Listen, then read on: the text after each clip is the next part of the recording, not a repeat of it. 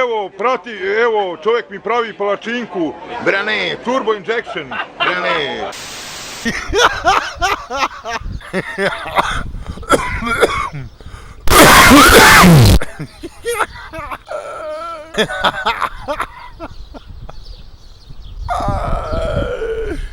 Jedi domaći spekaren garnoš, un mais bramom lagu, 4 dinara lemon, domaći jedi lemon, domaći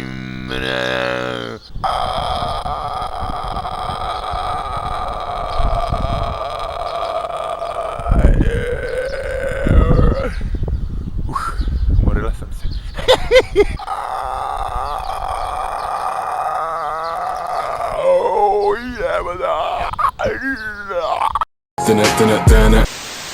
A evo, napao me čovjek, ništa.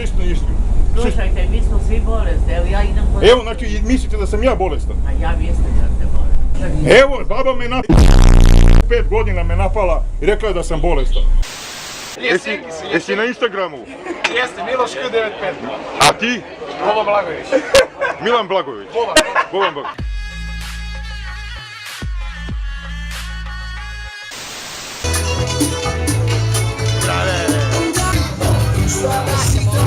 Alo, kako ćeš da nazoveš ovaj trio? Pa ne znam, ono... Može 20 ljubav. 20 ljubav. A ono, napisat ću... Volimo te! I ja vas isto. Police department, third floor! Police department, third floor! Police department!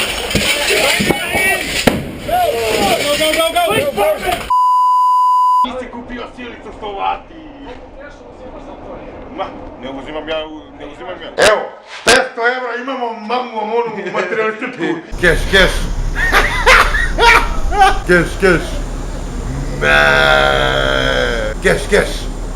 Kešić, brale.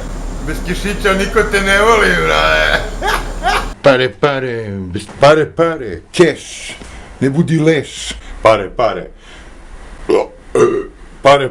ljude kvare. Ovo je pozdrav iz Beogradskog mora. Evo. Pozdrav devojko. Nemoj me jebati, pusti me čoveče.